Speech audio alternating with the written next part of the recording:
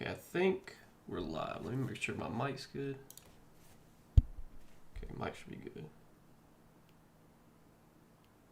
Yes, sir. All right, we are live. What's up, everybody? It's a Thursday. There's a lot of games today, 10 games, so it's a big slate. We're going to talk through some plays I like for tonight. We're going to answer some questions as well. Give some people time to get into the stream, start filing in. Pretty much, I think I've decided I'm going to go no intro from now on. Just go straight into it. That way, that gives me more time to answer everybody's questions, get through all those, and also give out some plays. I have thought about, in the future, I don't know if I'm going to do it like today, probably not, but in the future, for these streams, I've thought about, instead of it being like a Q&A where I answer questions, I've thought about doing like a breakdown of every game and like talking through props that maybe I like, maybe some spots I'm looking at. I've thought about doing that. I don't know if you guys would like that or not. I think people are used to these streams being like Q&A, so like people come in and just ask questions like right out of the gate, which I'm totally fine with. But I've thought about doing like a game by game breakdown. I don't know. We'll see. I won't do it today because I'm not prepared, but maybe in the future, maybe that's something that we'll do for these streams. So that way, I'm giving out information, helping you guys out instead of just like, what do you think about this prop? What do you about this prop? About this prop? Just some thoughts. But I will answer questions throughout the stream as well. That might be something we do tomorrow. I'm not going to do it today, but it might be something we do tomorrow. But I see we got a lot of people in chat already. Thank you guys for tuning in. We're probably going to go the full hour today because it is a big slate. There's not a ton of injury news today, so it's going to probably be a quiet news day, but there are some spots we are waiting for news on. Donovan Clingan got downgraded to questionable for the Blazers, so that's going to be something to keep an eye on. The Blazers, they don't have like any centers right now.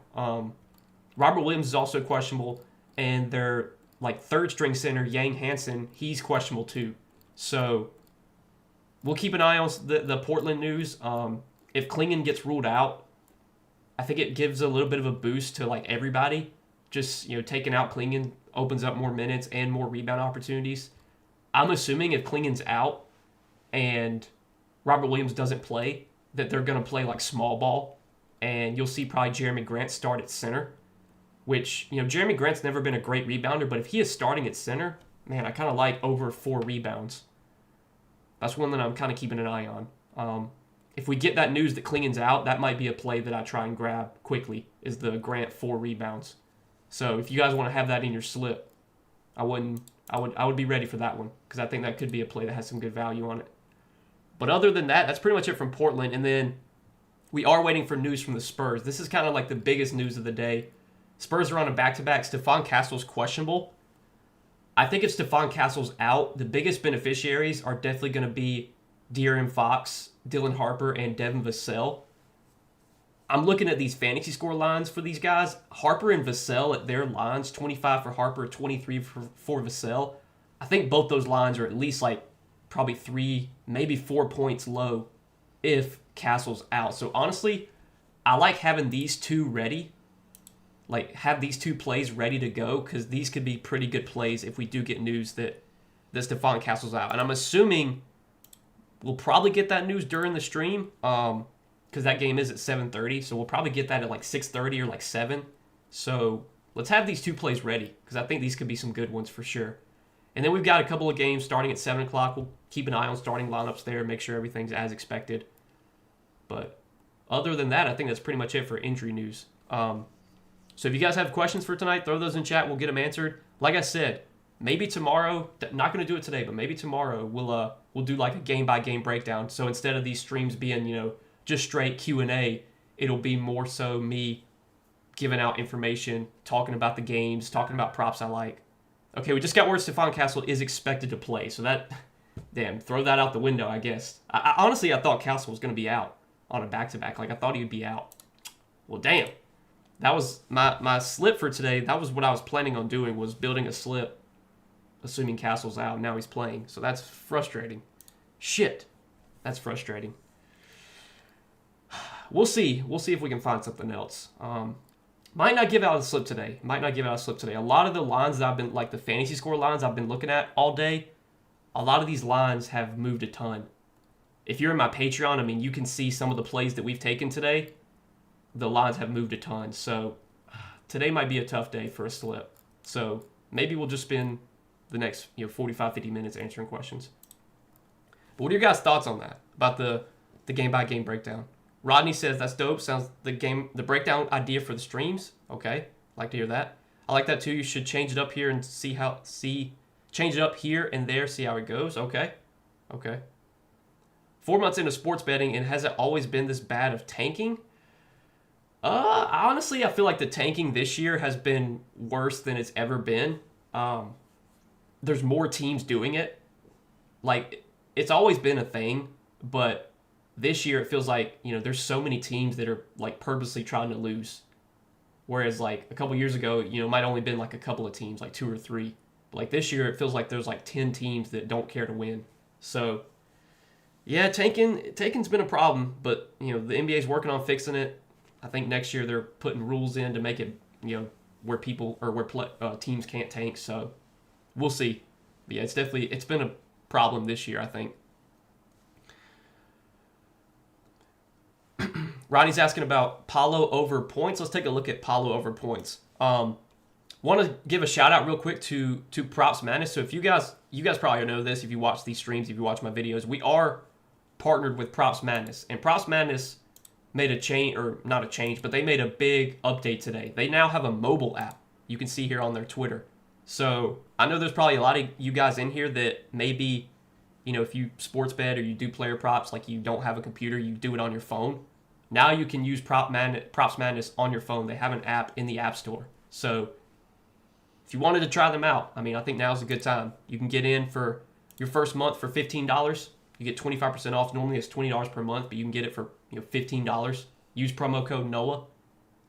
Props Madness, great product. They can help you, with your player prop research. But Rodney was asking about Paulo points. So let's take a look at Paulo points. Line's at 20.5 on Prizepicks. Looks like it's at 20.5 mostly everywhere. MGM at 21.5. Pinnacle 21.5. So let's look at this matchup for Paulo. So they're going to be facing the Rockets. This is typically not a spot I really like to target. The Rockets are a very good defensive team this season. They rank, 4th in defensive rating, so 4th best defensive rating. You can see, 62% of Paulo's points are coming from within 10 feet. The Rockets are very good defending that area. They give up the 9th fewest points. 44% of Paulo's points are coming in the restricted area. Rockets are 5th best defending points allowed, points allowed in the restricted area. And then we can see his play type, how he scores his points. Transition, as a pick and roll ball handler, the Rockets are pretty solid defending both those play types. They don't give up many free throws. Paulo really relies on going to the free throw line. Rockets giving up the 4th fewest points, from free throws. I don't love this spot for Paulo, but we don't have Franz. He is out. You can see that Paulo's points, average does go up. He averages 21.8 points per game on the season. In games without Franz, he goes up to 23 points per game. But let's look when he has bad matchups. So let's see. When he faces teams that are top 10 in terms of limiting points to his position, you can see, he's only over in 3 out of 7 games. When he faces good defenses, he gets a bad matchup. Let's look at games against teams that defend his shooting zone well. Over in 6 out of 9 games. So, okay. How about teams that are good defensively? Let's just look at teams with a top 5 defensive rating. The Rockets, they qualify there because they have the 4th best defensive rating. Top 5 in defensive rating, only over in 1 out of 4 games. So, I don't know there on Paulo. I would actually lean the under, especially if you can get it at 21.5. Like Hard Rock has them at 21.5. I'd take the under on that, I think. At 20.5 on Prizepicks, if you're playing it on Prizepicks, I'd just probably avoid it, honestly. Don't love the spot for Paulo. What do you think about Şengün fantasy points against the Magic tonight? We can take a look at Şengün fantasy. Where's that line at? I think it was at 42 last time I saw. Let's see. Where are the Rockets at? Yeah, 42.5. I'm hoping, I don't know when it's going to happen, but I'm hoping at some point Props Madness adds fantasy score to their site. It's something they're definitely probably going to work on. I think right now they've really been trying to get like the app made. I'm hoping they'll add fantasy score though. But I mean, we could look at like Şengün's PRA. So this matchup I think definitely favors Şengün and KD more than it favors guys like Tari Eason and Jabari Smith. Teams that or players that like can create their own offense. KD, Şengün, like those are the type of guys that typically do well against the Magic. Whereas players like Jabari Smith, Tari Eason, those type of guys that rely on catch and shoot, that rely on their teammates setting them up, those players can tend to struggle against Orlando because Orlando is really good at limiting catch and shoot. But you can see, Şengün scores a lot of his points in the paint in the restricted area. That's where Orlando has definitely struggled this year. From within 10 feet, they're pretty much league average. Şengün scores 76% of his points within 10 feet. Post up, he's a big post up guy. 19% of his points coming from post up. Magic 27th, so fourth worst in the league in terms of defending post up, allowing points to that specific play type. Has he faced the Magic this year? He has faced the Magic once this year and had a huge game, it looks like. Now, the game did go to overtime, but he had 30 points, 12 rebounds, 8 assists. I mean, for fantasy, that's like over 50 fantasy points. That's not even assuming, blocks and steals. 42.5 feels like a pretty good line on Şengün, but I'd lean the over there. I think it's a better spot for Şengün and KD than it is for like Tari and Jabari. So yeah, I don't hate that. Where's his PRA lines at what, 33.5? Let's see. The 33.5 PRA, probably favored for 2 stocks. Yeah, favored for 2 stocks. He had 5 stocks last game. If you can get lucky and get one of these like 4 stock or 5 stock games, you're going to be in good shape. I'd lean the over there though on Şengün's fantasy if I had to pick a side. Anthony Edwards for 25 points. That's probably an alt line, I'd guess. Look, when it comes to alt lines, I mean, you could probably look at this season when you take Edwards down to 24.5 points. I mean, you can see, yeah, he's over in 36 out of 49 games. The hit rate's going to be good. It's all about the price that you're getting. A lot of times those alt lines, they're not worth the price that you pay. But without Kawhi, he is out for the Clippers today. The matchup should get better for Anthony Edwards. I mean, if you're getting 25 points at a decent price, I guess it's worth taking. I mean, the hit rate's pretty good there for Anthony Edwards. I worry a little bit about blowout in this spot. What's the spread in this game? I'm sure it moved when Kawhi and John Collins got ruled out. Let's see. So, Minnesota's favored by 8.5. Okay. Worry a little bit about blowout, but yeah, if Anthony Edwards gets full minutes, I mean, you would think he scores 25 points with Kawhi out and John Collins out.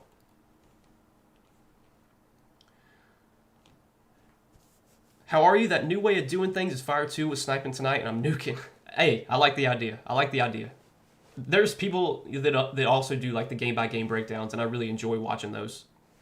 So it's something that I've definitely thought about doing. I know there's people out there that, they watch these streams and they just want me to give out picks. Like, they don't care about any sort of analysis or breakdown. Like, just give me the picks. Like, I get it. There's people out there that are like that. But I feel like most people that watch these streams would want, like a breakdown of the games and talking about props and stuff like that. So that might be something I do tomorrow. We'll see. Martez says, what's up? My main question is Dyson Daniels and or Alperen Şengün getting a triple-double. I wish I had a time machine and I wish I could tell you. I mean, without Jalen Johnson, without Nickeil Alexander-Walker, like Dyson Daniels' odds of getting a triple-double, I think, improve. I mean, I'm sure that's like a long shot. Like, what are his triple-double odds? Yeah, plus 1,200. I mean, look, he's had what? How many triple-doubles he had this season? He's had 1 triple-double all season. Maybe he gets a triple-double. I don't know. That's a tough one. I mean, those are some crazy long odds. Between those two guys, like, I feel like Şengün probably has better odds to get a triple-double. But I'm sure the price also reflects that. He's also plus 1,200. Honestly, if I had to bet one of those, like, I think I'd bet Şengün. But that's, like, crazy long shot. Did he have I think last time he played Orlando, what did he have? He had almost a triple-double. Hold up. He had 30, 12, and 8. Pretty close. I guess you got that working for you. It should be a close game. So he probably plays full minutes. Dyson, there's a chance he could lose minutes because it could be a blowout because the Wizards are just so bad. Are they getting a triple-double? I mean, money, or if I had to put my money on it, I say no, but obviously the odds matter there.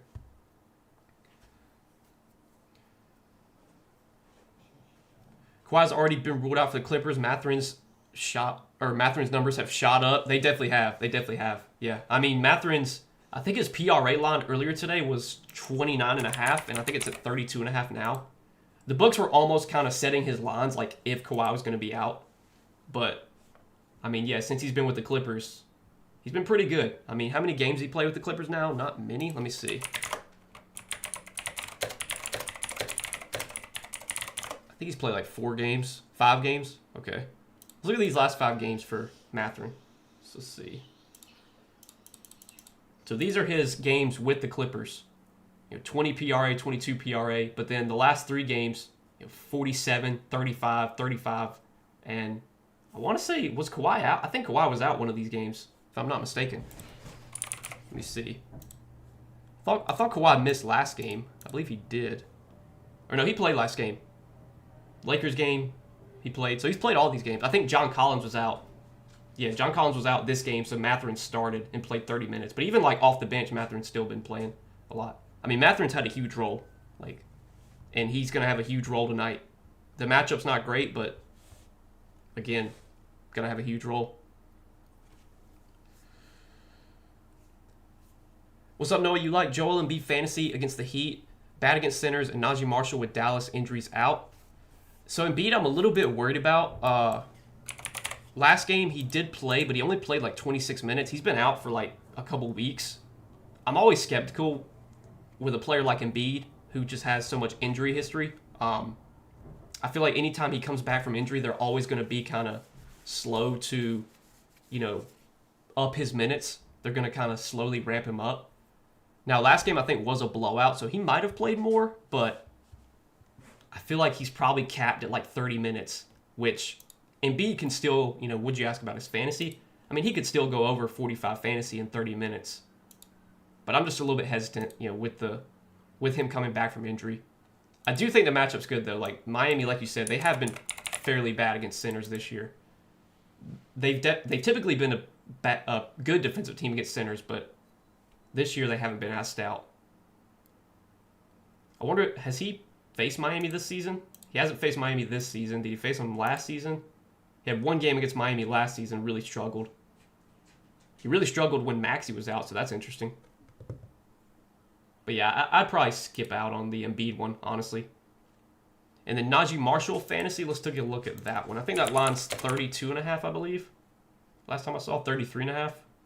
I mean, yeah, Dallas does have a lot of injuries right now. Let's take a look at all their injuries. So, for tonight, they don't have Cooper Flagg. They don't have P.J. Washington. And then obviously, AD's not on the team anymore. Daniel Gafford's doubtful, not expected to play. But obviously the big ones are like no P.J. Washington and no Cooper Flagg. Let's look at games without P.J. and without Flagg this year. I mean, 22 points in only 24 minutes, 16 points in 29 minutes. Let's take a look at his PRA in those games. 32 PRA, 27 PRA. I'm a little bit worried about Dallas, not playing their starters big minutes because, the Mavs are kind of on that. They're one of those teams, they're kind of trying to win, but they're kind of not trying to win. They did play Najee 36 minutes last game, so I guess they're not really going to tank it. But 33.5, I'd lean the over there. But that feels like a good line on Najee. He should have a big role though, and if the minutes are there, typically the production will be there too, especially given all the injuries. I bet we could look at games. Let's see. So on the season, he's averaging 23 PRA per game. If we look at games when he plays at least 30 minutes, 28 PRA per game. With at least 32 minutes, let's see. With at least 32 minutes, 28.5 PRA per game. Fantasy-wise, that probably equals about 33 fantasy. I don't hate that one. I don't hate the Najee over. The Embiid over, I'm a little hesitant on, just because of, his injury history. And the fact that, it's his second game back from injury. What do you think about Derrick Jones Jr. under points? So Derrick Jones Jr.'s points props are probably going to be inflated because of the Clippers' injuries tonight with no Kawhi and no John Collins. I mean, you can see on the season he's only over this line in 8 out of 25 games, but without Kawhi, without John Collins, he hasn't played a game yet without both those guys, but without Kawhi, he averages 10.3 points per game. His scoring typically, he's one of those players that he kind of gets scoring off of his teammates. Like, he's not a guy that really creates his own shot a ton. So I don't hate the under on 12.5 points. I mean, looking at the market, there are some 13.5s out there. If you could get some 13.5 unders, I'd feel a lot better about those. But like if we look at the matchup, 43% of his points come from spot up. Like that's a ton. That's almost half his points coming from spot up this year. And the Timberwolves, second best limiting points to spot up.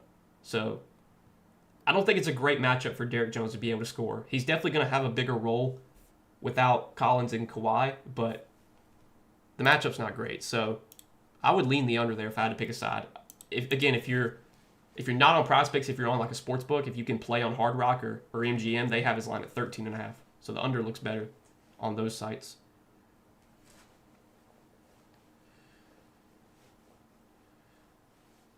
You mean focusing on one game and explaining what pace the game might be at? Like some teams have a lot of empty possessions. More so just, starting off first game of the night, whatever. So like for tonight, the first game of the night, I think is like Indiana-Charlotte. So we would just start with that game, and then I would just kind of talk about maybe some plays I'm liking, some plays I'm, not necessarily betting, but there might be plays I will actually bet. But I'll give out some leans maybe, talk about the matchups, who's in good matchups, who's in bad matchups, maybe the minutes that we can project for certain players. And I would do that for every game. There would be some games I'd spend more time on, there'd be some games I'd fly through. But it's just a way for me to make these streams more so an information-based stream than like just a Q&A. Don't get me wrong, like I definitely enjoy answering your guys' questions. I like interacting with the chat. But I just kind of wondered, like, how can I make these streams the best way? How can I make them be, like, the best possible stream they can be while also interacting with the chat and having you guys be a part of it? Because I don't want to just sit here and talk for an hour straight and not answer any questions or not even look at the chat. Like, I still want to involve the chat. So I'm just kind of thinking. We'll see, though. Maybe tomorrow we'll do that. EG Plays asks, which one do you prefer, Props Madness or Outlier? I know you're currently using Props Madness, but you used to use Outlier, I believe. I've never used Outlier. I have not. Just using Props Madness, I feel like it's probably the best one out there, but I guess I can't necessarily say because I haven't used any of the other sites. But I was seeing other people use Props Madness, and I was kind of interested in the product, and then they reached out to me like, about partnering up, and I told them like, let me try out the site, see if I like it. And I tried out the site for like a week, and it was really helpful, really enjoyable to use. Love the way that the site works. Like, the site works so smoothly. There's really no hiccups or bugs. I think that's something that's super important when you're using like a site for research. Like, the site needs to run smoothly. Like, you can't have it be laggy, slow. From what I've been using, though, with the last few weeks, Props Madness, their site runs super smooth, which is a big deal. I've never used any other site, though, but I think Props Madness puts out a great product, and I'm glad to be partnered up with them. There's a lot of people out there that I watch their content. Other sharp bettors, they also use Props Madness. So, what do you think about Bane over 19.5 points? Let's look at Desmond Bane points. I feel like the matchup's also kind of bad for Desmond Bane. I know I want to say he's been going over his points a lot lately. Like, his last 10 games, he's over an 8 out of 10. But this matchup's definitely not great. 50% of Bane's points are coming from within 10 feet, kind of similar to Paolo. You can see the Rockets' top 10 defending points allowed within 10 feet. They don't give up a ton of points to spot up, which 19% of his points coming from spot up, 19% of his points coming as a pick and roll ball handler. The Rockets are a little bit worse defending that, but still not terrible. Pretty much league average defending transition. They don't give up a lot of free throws. 15% of his points coming from free throws.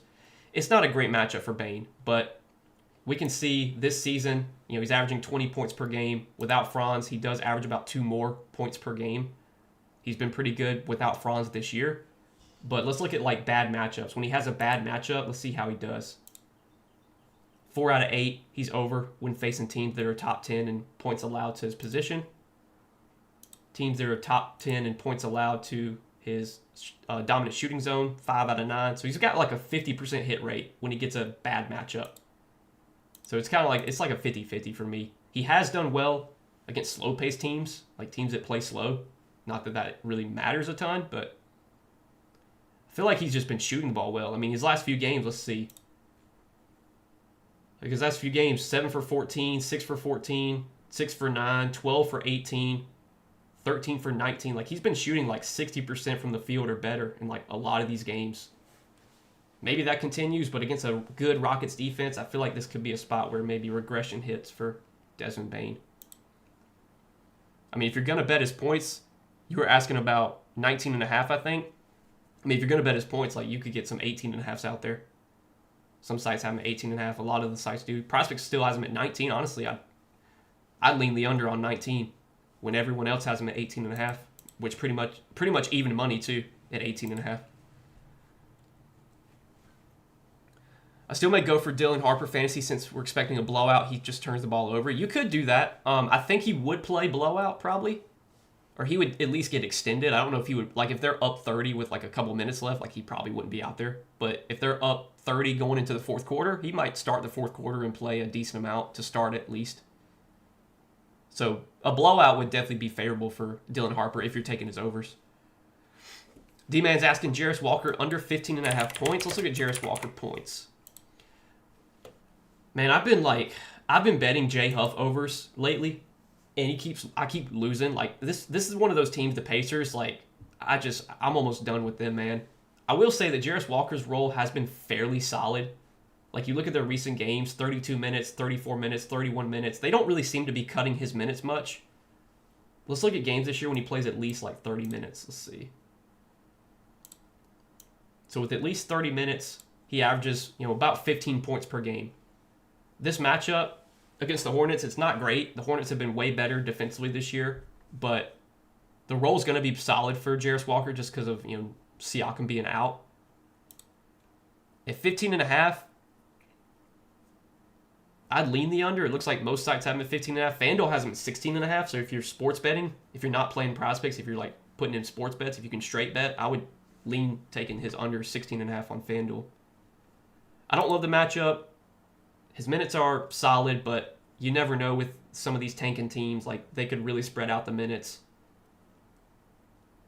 His line closed at 17.5 last game. That was a better matchup, though. I think Obi Toppin's back today. I forgot about that. I think I saw that. Let's see.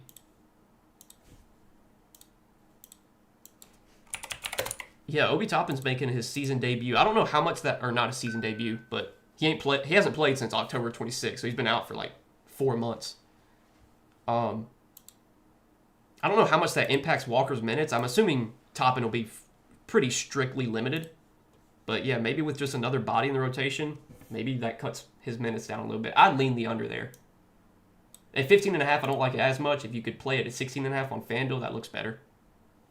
But I'd lean the under there. Can you recap, Noah? What you want me to recap? I mean, I can recap our plays from yesterday's stream. We gave out 2 picks. One of them hit, one of them didn't. CMB got in foul trouble. We had his over 13 PR. Got in foul trouble, and then he got injured. Didn't play the fourth quarter. And then we had Will Richard over 9.5 points, which was pretty much sweat-free. That cashed in like the first half. So those were our 2 picks from stream yesterday, 1 for 1. I haven't given out a slate for today yet. Honestly, I don't know if I'm going to. It's just a really tough slate. Like, so many of the lines have moved since, earlier today. A lot of the fantasy score lines that I was looking at that I was potentially going to play, a lot of those have moved. All the plays I gave out on Patreon moved a bunch. So for a 10-game slate, normally I would give out a slip. I don't know if I'm going to do that today. I mean, we'll keep an eye on like starting lineups and stuff and see if there's anything that's not as expected. But if all the lineups come out and they're as expected, yeah, I'll probably no slip today. Because I don't want to just give out a slip just to give it out. Like, I want it to be plays that I actually like, that I'm confident in. I'm not here to just give you something to bet,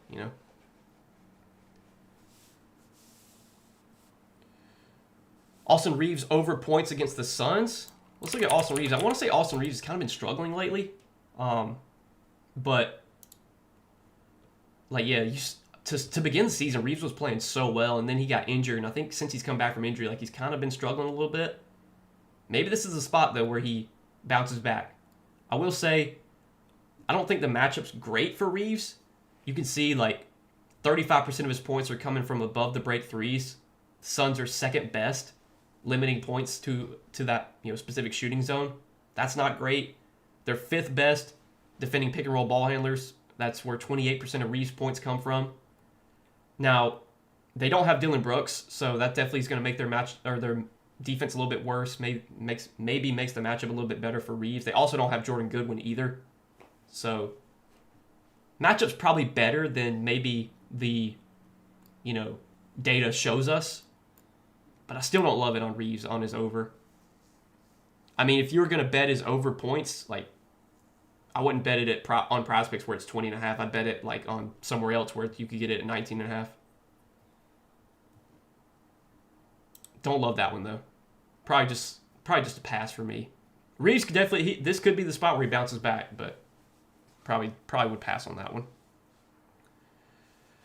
Grant over 20.5 points. Bridges over 15.5. The one on Miles Bridges I do kind of like. I think it's a good matchup for Miles Bridges. I talked about that in my YouTube video last night. But then Jeremy Grant. Let's take a look at Jeremy Grant. So, right now, Portland's coming into this game definitely shorthanded. No Denny Avia, no Shaedon Sharpe, and then Donovan Clingan got downgraded to questionable earlier today with an illness, so he might not play. Let's just look at games without Sharpe and without Denny. So without Sharpe and without Denny, it's only a 3-game sample, but he's over in 2 out of 3 games. 29 points, 21 points, 18 points. The game he had 18 points, he shot, 7 for 17. So poor shooting there, and 2 for 5 from 3. Okay, we just got the Pacers starting lineup, and they're starting Obi. Is Obi Toppin? Obi Toppin starting. Do they have props up for Obi Toppin? They do. Some of these are already locked, though. Yeah, they're already locking him. Damn. He's going to be on a minutes limit, but honestly, 9.5 points for Obi Toppin doesn't seem too bad. I kind of like that. Ooh, they just adjusted these down. Okay, I think now's when we hit them. I think 13.5 PRA or 7.5 points. Both of those look pretty good. What can we pair this with, though? That's what I'm trying to figure out. And I don't really have any good pairs in mind, man. Oh, shit. Shit. Honestly, this is a Patreon play I gave out. The line bumped a point. I still like it at 24.5. I'm taking that. Obi Toppin PRA, 13.5. We're going to pair that with Mark Williams Fantasy. Now that Obi Toppin's starting, he's going to project for more minutes. He's going to be on a minutes limit, but I think since he's starting, you probably project him for at least like 2 or 3 additional minutes. Which, that's going to make a lot of these props look a little bit better. So I like both these plays. I locked this in. Didn't think I was going to give out a slip today, but yeah, we got one. Honestly, I think 7.5 points is also good. Okay, they just locked this PRA. If you couldn't get PRA, I would take points instead. You could do that instead. That's just as good. I probably wouldn't take PR. That's not as good as PRA at 13.5. But points is good. PA 10.5, I wouldn't take that. If you guys are tailing that slip, let me know if you got it in. The PRA was only up for like 30 seconds, so I don't know if people would have got that. But the 7.5 points is still available. Okay, that just bumped to 9. Did anyone get that as 7.5 before they bumped it?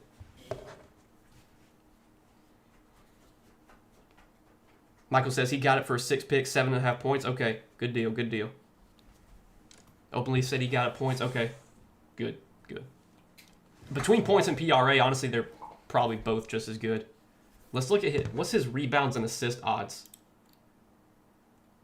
Do they have that up? He's probably projected for like 4 or 5 RA. So, yeah, sounds about right. Okay. Good deal. We found a good play. Found a good one. So the Mark Williams Fantasy, I guess I'll talk about this for the people that aren't in the Patreon. Also, they just put his PRA back up at 13.5 if you want to take that. I would take that over 9 points now if you're going to take one of the two. But for the people that aren't in my Patreon, the reason I like this prop on Mark Williams, so the minutes on Mark Williams have been down lately. He's also had some terrible matchups. So let's look at Mark Williams' his games lately. So like this schedule he's had has just been brutal. Thunder, Spurs, Magic, Blazers, Celtics. Like some of those matchups are like the worst possible matchups. Like Celtics, Thunder, like those are two of the worst matchups you can get for a center. Now he gets to face the Lakers. It's definitely a better matchup.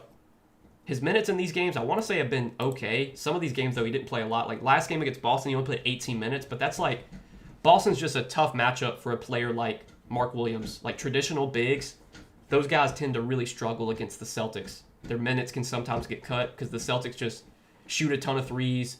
These guys can't close out and get, contest the threes. They get hunted on matchups.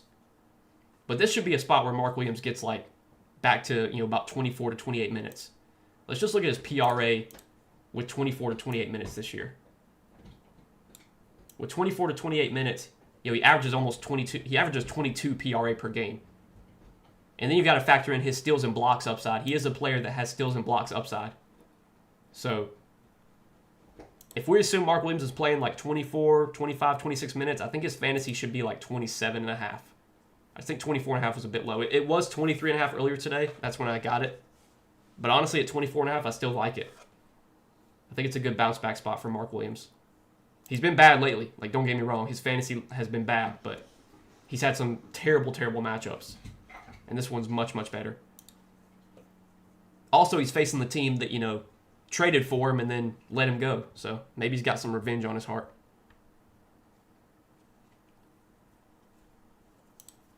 Let's go. We got one slip in today. I like that one. And honestly, like with Obi, since they're even since the Pacers are like technically not really trying to win games right now, like Obi's minutes are pretty much safe because like he's gonna play just a certain amount of minutes, no matter if it's a blowout or a competitive game. Like he's probably getting about 20 minutes, and now that he's starting, maybe he gets like 22, and he should be pretty productive without Siakam.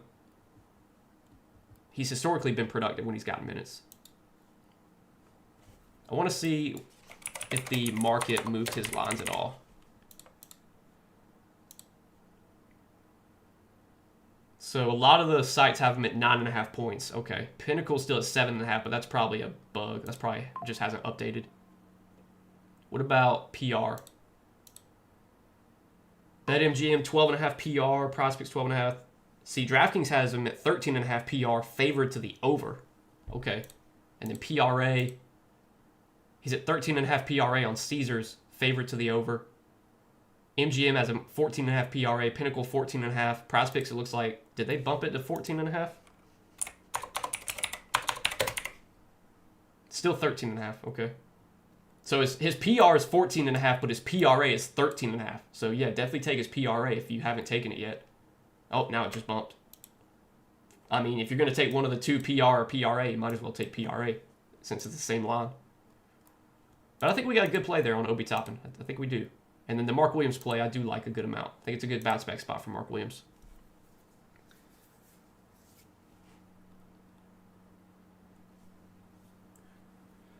Let me get some of these questions that I missed. Rodney's asking Jalen Green points against the Lakers. We can look at Jalen Green.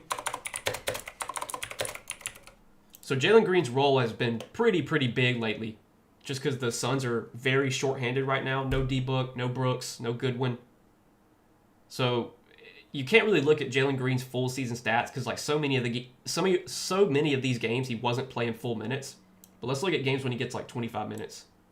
So with at least 25 minutes, 26 points, and then the last few games, 37 minutes, 26 minutes, but that might have been a blowout. They lost by 16. This matchup is definitely better for Green than like the Boston matchup was terrible. The Orlando matchup was okay, not great. He just shot terribly in the Orlando game. One thing that looks really good here, the Lakers have struggled against pull-up, and 55% of Jalen Green's points are coming from pull-up. He's a big-time pull-up shooter, so that's definitely favorable for Green. He's going to shoot the ball a ton. We know he's a player that's not afraid to shoot. I mean, last game against the Celtics, he had 18 shot attempts. He just shot the ball terribly. Orlando game, he has 26 shot attempts, just shot the ball terribly. I wonder if there's on Prizepicks if there's a field goal attempts line for him, how much that is, or how much different that is from his points prop. So his field goal attempts is at 17.5. Honestly, if I was going to bet one of the two, I'd probably take his field goal attempts. But I don't hate the over there on Jalen Green. I think he will have a big role. Minutes are pretty much full now. The fact that he played 37 minutes against Orlando pretty much shows that he can play big minutes if it's a close game. And this game should be close. I mean, last game, his points prop was 20.5 against the Celtics. Terrible matchup. Now it's 20.5 against the Lakers. A better matchup. Yeah, I'd lean the over. Do you like Tyrese Maxey fantasy or Zion? Maxey's line's pretty high. It's 49 or 49.5. I think that's pretty good. The matchup's probably solid. Miami plays fast. Typically, Maxey does well against fast-paced teams. Let's actually look. I want to see teams that are top 5 in pace this year. Let's see for Maxey. So when Maxey faces teams that are top 5 in pace, so on the season he's averaging about 40 PRA per game. Against teams that are top 5 in pace, he averages about 5 more PRA per game, 44.9. He has already faced Miami once this year. He had 36 PRA, so he had 27, 3, and 6. Maxey's been getting a lot of steals this season, which for fantasy score, that's obviously good for him, for his fantasy. But yeah, I think 49.5 is a good line on Maxey. And then Zion fantasy, I do like the matchup a lot for Zion. I mean, the Jazz, they're so bad defensively. They struggle everywhere, but especially without Nurkic right now, they're really struggling defending the paint.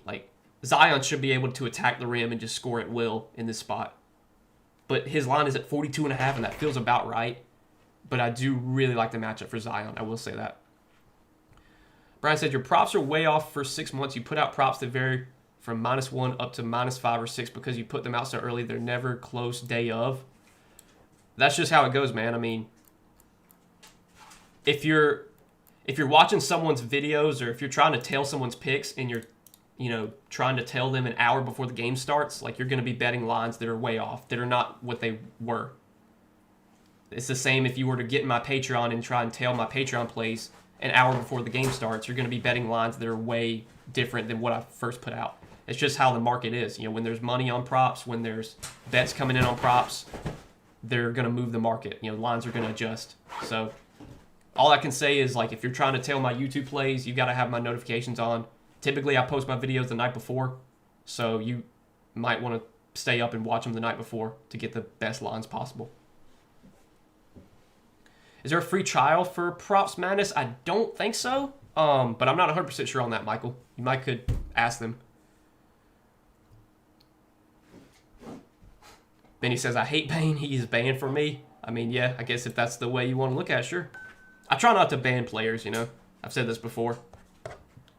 Try not to ban players. But there's definitely players that have let me down, no doubt. Jay Huff, we've bet 3 Jay Huff overs the last week or so, and he's lost every time.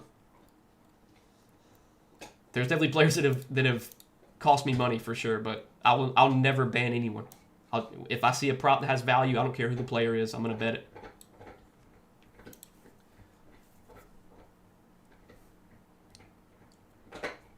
Pair it with Giddey assists, Noah.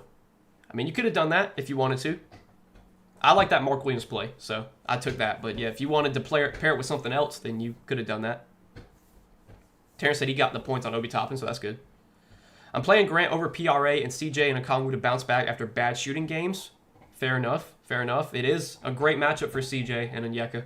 Look, I bet Onyeka over points last game, and he shot 4 for 17.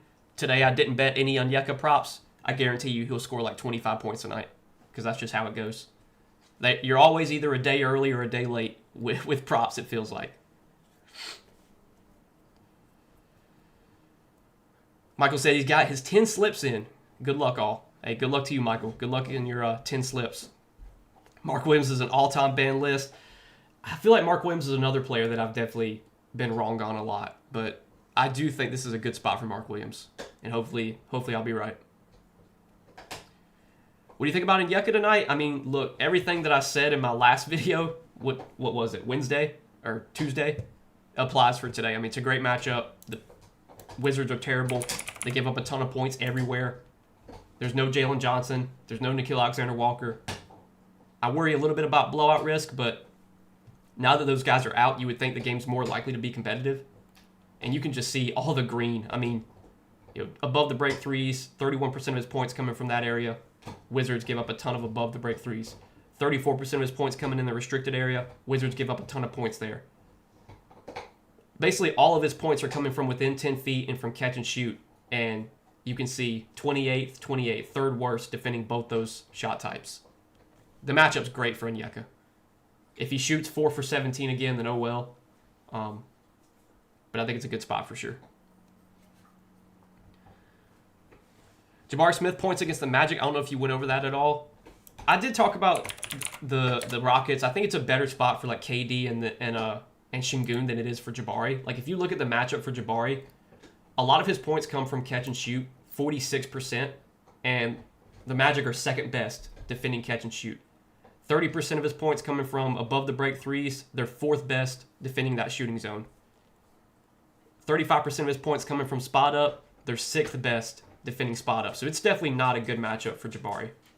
He's already faced the Rockets, or excuse me, the Magic once this year, and he did terrible. He had 10 points in 43 minutes. Shot 4 for 9, just wasn't involved at all. Only had a 9.5% usage rate. So don't love the spot for Jabari. I would either I'd look at some unders or maybe just fade him. Don't think it's the best spot. We still ride Miles Bridges over 24.5 PRA. I still like that, yeah. You could also look at his fantasy score. I think that line's at 30. Kind of like the over there too, but either that or PRA looks good. Cat cooked for us, me and Vooch. Most big men don't do well for us. That seems to be the trend lately for sure. Yeah, Cat's a player, dude. I've been wrong on Cat so many times this year. I bet his overs, he's terrible. I bet his unders, he goes off. Like, I can't get Cat right. Jaden McDaniels, 5.5 assists more, or are you thinking 20.5 PRA, which looks good? Can you go over one of them? I can look at both of those real quick. Probably going to wrap up the stream here in a few minutes, guys, because the games are about to start in like 10 minutes. Well, let's look at Jaden McDaniels, 5.5 assists. That seems like a high line for assist. That's got to be like a demon or something. Or maybe 5. I think he meant 5.5 rebounds. Probably meant 5.5 rebounds, maybe? Or 5.5 rebounds and assists. How about that? Is that what he's saying? That's probably what he's asking for. Maybe. I don't know. Truthfully, ask that question again. I don't see 5.5 assists for Jaden McDaniels unless you're taking like a crazy alt line. Because normally he's a player that projects for like 2 assists or 3 assists. Oh, yeah, I guess that's an available line. I mean, 5.5 assists, like that's a long shot for Jaden McDaniels. I mean, on the season, he's averaging 3 assists per game. He typically gets, like, maybe a couple potential assists, like 2, 5, 4. I mean, he did have an 8 potential assist game, but that feels like an outlier more than anything. Okay, rebounds and assists. I mean, 5.5, I'm assuming that's probably like a goblin line. The hit rate on that's going to look pretty good, I'm assuming. Yeah, almost an 80% hit rate this year. Look, it all depends on the price you're getting for that, but the hit rate's good. I mean, if you want to look at that. I bet if you look at games when he plays like 30 minutes, I mean, yeah, he's over in 85% of the games. If the Clippers keep this close, you would think Jaden plays 30 minutes. He's not going to have to guard Kawhi either because Kawhi's out, so that makes that brings in, less foul trouble risk. So that's fine, I guess. I've said this so many times though, like I would say just avoid the demons and goblins on Prizepicks. They're just not worth the payout you get. You should be getting paid out more than what they're giving you. So mathematically, they're just not worth it. And the 20.5 PRA, is that? Yeah, okay, that's his original line. I mean, a lot of the sports books are favoring the over on his PRA. Some of them even have his line at 21.5. I bet if you look at games when he has like 30 minutes, he probably goes over this PRA a lot. Yeah, 66% of games. The matchup's not great, but like you look against his position, they're giving up the fewest PRA per game. You know, 6th fewest points to his dominant shooting zone. So the matchup's not great, but you know, without Kawhi, without John Collins, it probably gets a little bit better. Still probably not great overall. Don't love it on Jaden McDaniels' PRA, but I mean, if that's a play you like, man, take it. Any under fantasy scores you like, Noah? Just the ones that I gave out on Patreon. That's pretty much it. I was looking at some other lines, but a lot of the lines have moved since earlier, so yeah. But the ones I gave out on Patreon, if you're in the Patreon, you can tell those, I guess. Scoot Henderson PRA or Drew Fantasy if Klingen's out. I think if Klingen's out, the biggest beneficiary is probably Scoot, because he's the guy that can soak up more minutes off the bench. They don't really have another center, assuming that Robert Williams doesn't play. Now, if Robert Williams plays, he'll get a lot of those minutes that Klingen was going to get. But I think Scoot would benefit, yes. Drew's already going to have like a big role with no Sharp and no Denny. I don't know how much bigger his role could really get. But yeah. Bagley should hit his PR with the opportunity matchup with all the injuries. Yeah, Bagley should start tonight. Daniel Gafford's out, so the lines are set as if Bagley's starting. Bagley, how many games has he played with the Mavs? Let me look at that real quick.